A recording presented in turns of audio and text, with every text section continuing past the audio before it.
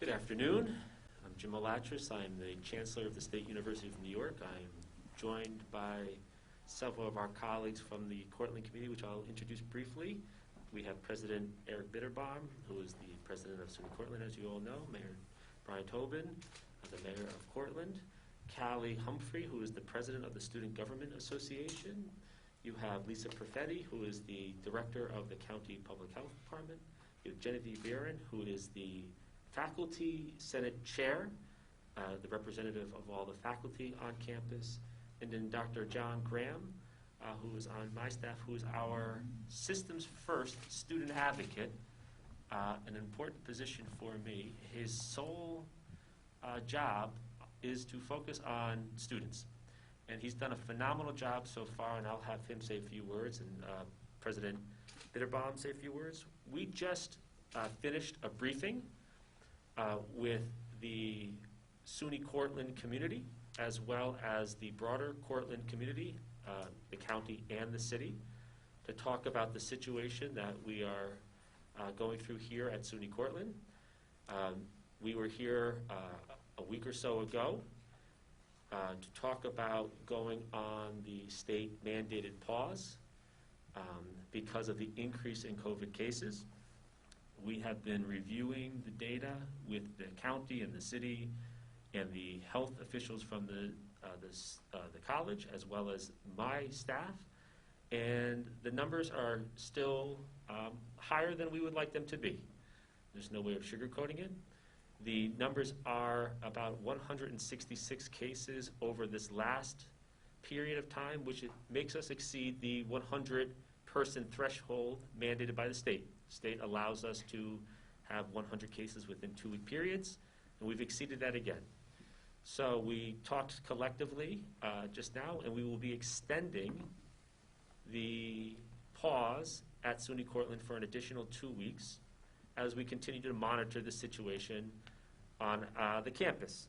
And I want to thank many who have been working on this issue tirelessly. This community has really come together to figure this out. This is not what we found in our briefing, not something specific to just the campus. There has been an uptick in cases across the board. What we did note, which we will leave the questions at the end here, or President Bitterbaum could answer in his comments, many of the cases that they first had here were largely off-campus students. That has shifted a little bit to more students on campus becoming positive. Thankfully, we have a strong quarantine and isolation protocols in place here in space, so it's being managed, but they've noticed an uptick, and it's something that we've noticed more largely across the board. As many of you know, I've been very tough on students who have been violating codes of conduct and public health orders when it comes to large gatherings and parties. This is not that. We're noticing a little COVID fatigue in many people, which is just more people are interacting with one another in small gathering situations. They're going to dinner with one another, they're going off campus to see friends, as you're seeing in the larger community here. So you're seeing an uptick in cases because of that issue, which just makes us have to double down and redouble our efforts to say, we are all missing our families in many cases. We're not gathering with our friends as much as we would like to, but social distancing, masks, regular hand washing, testing, all of those things have to continue, and we really have to focus on those issues because you can see how cases will grow. And we've had a few hundred cases here on campus. You can see how quickly it spreads. An encouraging sign in our briefing from the SUNY Cortland health team is at one point they were at about 6.5% positive rate of cases. That has decreased to about 2.5%. So the numbers are going in the right direction. The cases are going down. It's stabilizing. So we're hopeful after this 2-week pause that we will be able to restart some of our activities for our students to end at the end of this semester. I'd like to now turn it over to President Bitterbaum for comments. And the one thing that's been a particular concern is why we have our student advocate, Dr. Graham, here is I would like him to talk about the mental health service component. Many of our students have been struggling.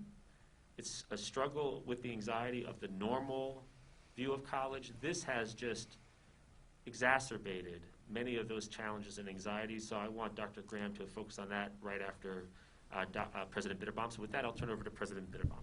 Okay, thank you.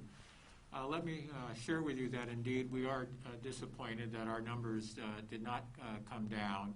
We think there are a variety of reasons, but we are optimistic now that over the last few days that the numbers have started to, active cases have come down. There were just 8 yesterday. I think part of the explanation is that we have done a lot of testing, massive testing. We did over 3,000 last week. We're doing another 3,000 this week. And we're finding those students that may have been asymptomatic but are positive, and we're able to get them into isolation and also to quarantine through Lisa Perfetti and the County Health Department doing all the contact tracing. So for us moving forward, it's to make sure that our students realize that tomorrow will be better. They do have to do, just as the Chancellor said, to take very seriously that if we are going to be able to resume a more hybrid model, that they will have to socially distance, wear masks. I think by and large they're doing that. We've spent a lot of time talking to them. I think Callie will verify, our president of our student body, in a minute, how this is true, working with the mayor and our community, that this is also how we're moving forward. But it's about messaging, and I think we have discovered in my conversations with students that those that have been found positive, there's a sense of, I have to let my friends know that we have to socially distance. We can't socialize. We've got to get this back on track, and I'm really pleased to hear that in the few cases that I've had an opportunity. But I do agree that mental health and anxiety is very important, and I'm really pleased that the system has a number of strategies besides using our own counseling. So I think Dr. Graham has some really important information to share. Yep. Thank you, Chancellor. Thank you, Dr. Bitterbaum. So just to let everybody know, each one of our campuses have a counseling center, and they really serve as the sort of the frontline responders to our students. And our students have really been taking full advantage of those services to the extent that they possibly can. But we do have a responsibility at the system level to ensure that we offer a suite of interventions for our students. And there's one that's really interesting. It's called the Student Telecounseling Network. It's coordinated by Upstate Medical. It's really for more complicated situations with students, particularly in the space of suicide ideation. And more recently, just less than 10 days ago, we're now partnered to expand that relationship, the Student Telecounseling Network, with Downstate Medical. So we're going to give us a little bit of geographical diversity and be able to provide a wider range of services for our students. Then we have a crisis text line for our students. And then we have a very, very unique partnership with one of our campuses, University of Albany. It's a program called Middle Earth. Middle Earth has been around for 50 years doing outstanding work. And through that modeling with Middle Earth, in the short coming weeks, we're going to launch this wonderful program called Quarantines. And as our Chancellor just spoke eloquently about the challenges that we're having with our students, especially in the space of how they're responding and the fatigue that they're going through, the Quarantines is going to consist of a resident assistant who's in the residence hall that will do wellness checks on the student. Student will get a call from the resident assistant asking how they're doing. There's a set of very structured questions, and depending on how that student responds, they will scale it up to a supervisor if necessary. Later on in the day, that same student gets a call from his academic advisor on how he or she is faring in the academic space through remote learning and things like that, which I think is really great. And then lastly, in that quarantine, it's going to be the resident assistant themselves checking on the student about the food and how things are going writ large. So look out for Quarantines, and that's something that we're going to be looking forward to scaling across our system. One last point, and then we'll turn it over to questions. One of the issues that was raised in the meeting today was, given the increase of cases on the campus, is put a strain on the contact tracing and other services that the county provides to find where the contacts are happening. Thanks to Governor Cuomo and the New York State Health Department, they have offered to allow us to use 25 state contact tracers, investigators to help the county with the increased workload.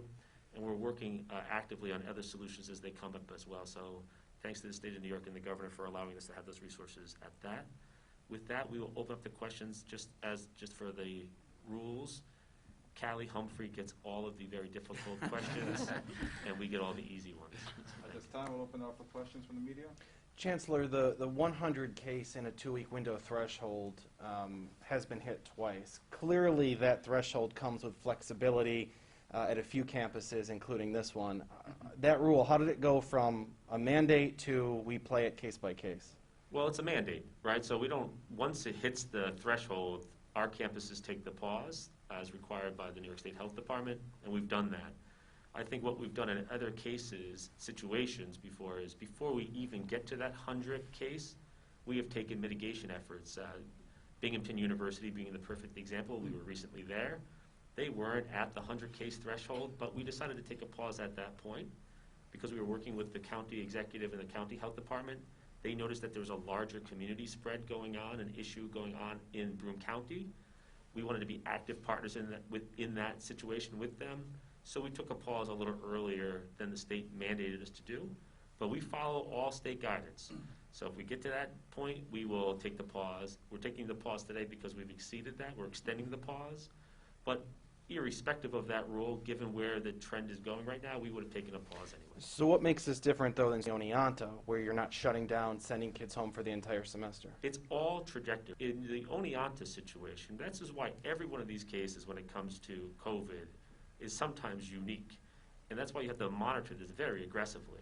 We have 64 campuses with varying different needs and things happening on their campuses. Oneonta, at this point, was still growing exponentially. It was 2 cases, 45 cases, 100 cases, 400 cases, 700 cases over a 2.5-week period or so. You don't see that type of growth here. You don't see that type of unmitigated, uncontained issue here. You see it contained. The health teams working here know exactly where the cases are coming from. We noticed that it was mostly off campus. Now it's come a little on campus. And the best thing that we've noticed is the trend is going downward. It was around 6.5% positivity rate. It's now down to 2.5%. So you see the numbers going in the right direction. But if things change, we would adapt to address that emerging crisis. But it's a much different situation here right now. Other questions? Are you learning from the situation in SUNY Oneonta, though, as you continue to go to other SUNY campuses, like where we are now, where cases, where students have to go on pause?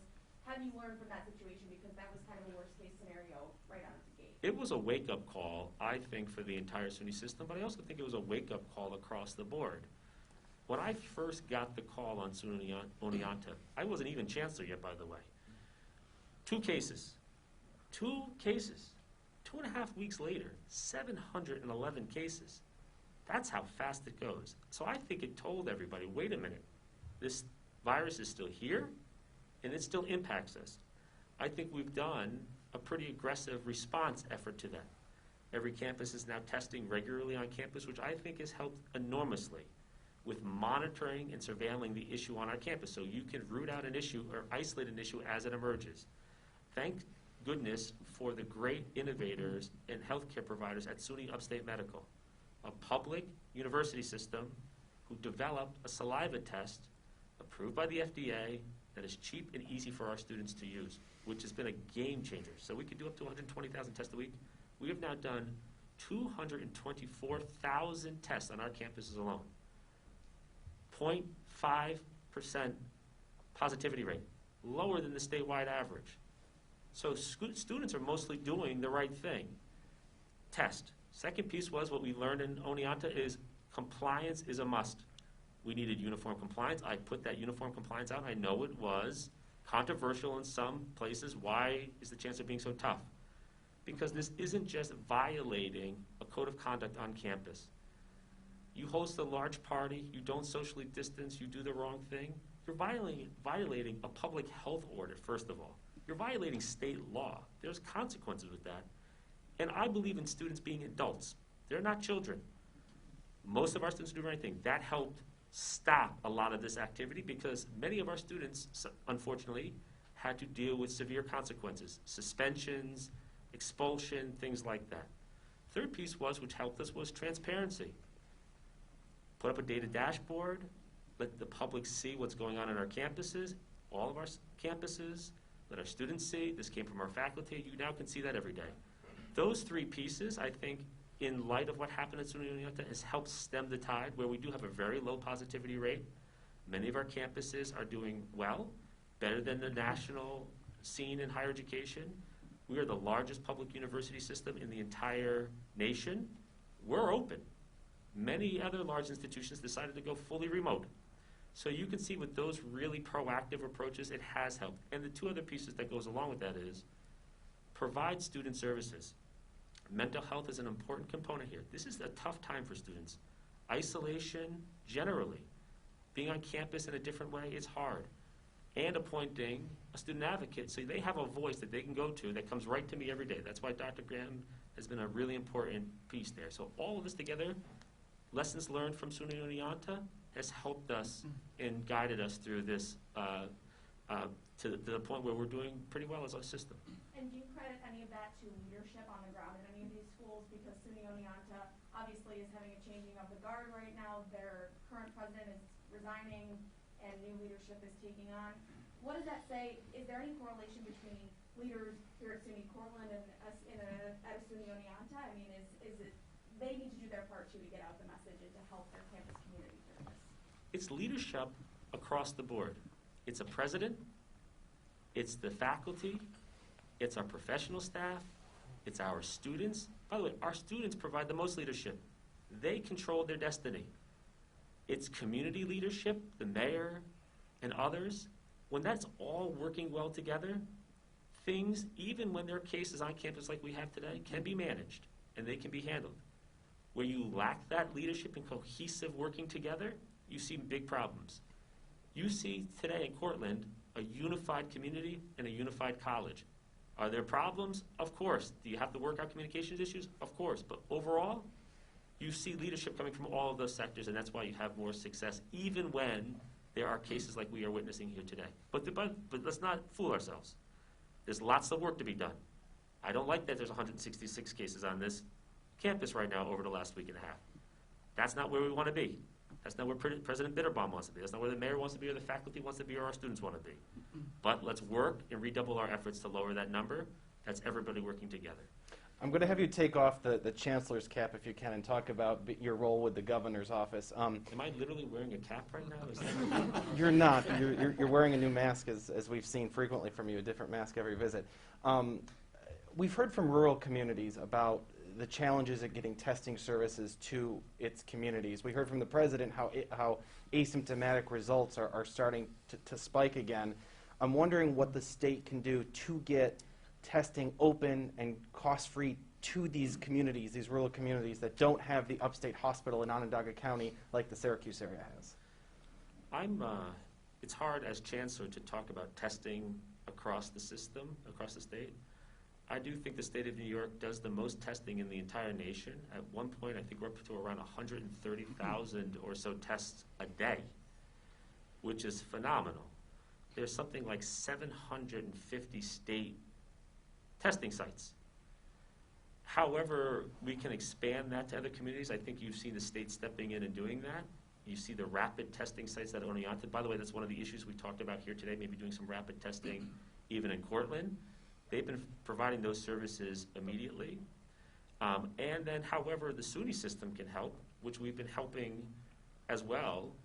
SUNY Upstate's not just helping with testing on our SUNY campuses. They are providing services to our K-12 schools and some other communities. We're all in.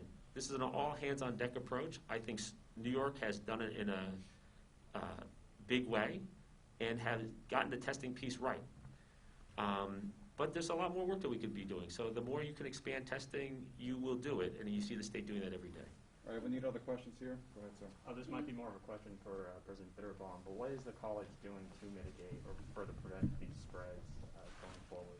Well, first I should add that when we opened up in August, we took a very hard stand with our students, that if they misbehaved, they were gone. And then since the Chancellor and the SUNY system has provided additional guidance, that has allowed us to let students know, and students have left in significant numbers. That's one aspect. The other aspect is education, leadership training of our RAs, our head residents. Student government has been very much involved in this, trying to offer through student affairs more opportunities for students while they're in the pause so that they don't socialize with others. So it's a whole laundry list of things that we're attempting to do, and some have been successful and others we will learn from and you know, do additional programmatic things for our campus. Following that, could there be a step up in enforcement, especially off campus where it seems the majority of these If campuses? we learn, absolutely. They will be disenrolled. Right now, the Office of Student Conduct is very busy. We have 2 professionals there, and I'm sure right now their office is one after another. A question in the middle here? With SUNY Cortland, or not SUNY Cortland, but SUNY sports being canceled for the fall and winter, many students don't have that to look forward to. What they have to look forward to is Halloween, just like most. What will be done, whether it be SUNY-wide or in the Cortland area, whether the mayor wants to chime in on that or in front, what will be done to make sure, because the pause extends through Halloween, and that's a common time where people might not act as they normally would. What is being done? Because as a lot of community members are concerned. So if any of you could speak on that, I'd appreciate it. Yep, so let me just share this, and I thank you for the wisdom of your question, right? So there are multiple campuses that SUNY students are participating in, right? But we have a responsibility of making not just the right decision, but also the safe decision. And the safe decision is to allow our students to engage in athletics, but in a very mindful, thoughtful way in terms of having very small, manageable pods, right? Where the density and the social distancing is being strongly considered and adhered to. Right now, our athletic programs, many of them are not allowed to be having scrimmages or intercollegiate competition. But the other part of your question is about what does that really do for the student athlete? We're asking our student athletes to do one thing and to do it well, is to exercise emotional discipline, but also be resilient and know that we're just right now, we were on the straight for quite some time, and now we're getting on the curve. And as we get on that curve and things open up and we get a vaccine, we will have intelligent conversations about resuming sports. But right now, the safe decision is to stay the course. I Any think last questions? on Halloween, though, just since you go to the Halloween question, I don't think the state put out guidance, but in this circumstance, I don't think we should have college-age students trick-or-treating anyway. And if Callie says there's some secret trick-or-treating program, she'll tell me about it. But I think this, but it does raise an important question. You're all part of the same community, so you have to be mindful of the situation you're on campus. If you're going into the community, is really your question. How do you have that interaction? I think the city has been working really well with the campus on maintaining those types of rules and activities to stop any behavior that could lead to a resulting increase in cases. I think law enforcement's been working well together, the campus law enforcement, the city law enforcement. I think our health departments have been working well together. And I think the students have been reinforcing it with each other now at this point. Callie raised this at our meeting, that they know that there's a lot of potential downsides to going into communities and violating either the code of conduct or doing other things.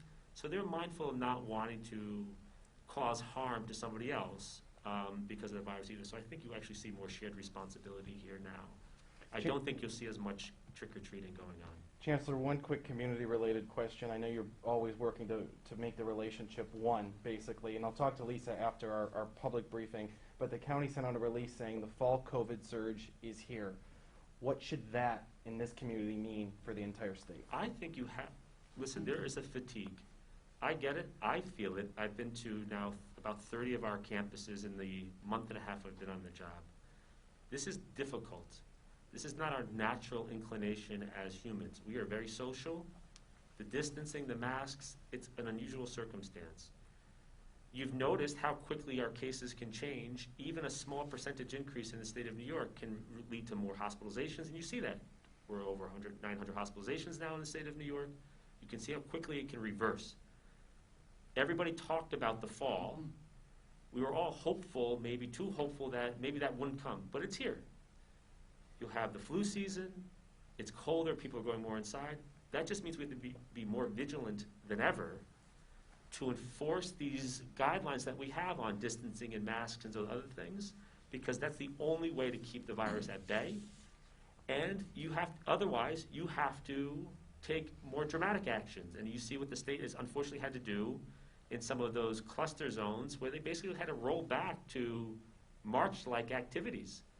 We don't want to see that across the board. We're mindful of that at SUNY, by the way, because we're part of the larger community. That's why we're testing so much. That's why our students are doing things differently. That's why they're not interacting the way they normally do, because they're trying to reduce the spread themselves. But you see that now. You see in the fall months that it could be a dramatic increase if you're not careful as it gets colder and colder and the flu season comes. So this just means everybody has to be super vigilant. All right, last question. All right, thank you Thank you very very much. much. Thank you.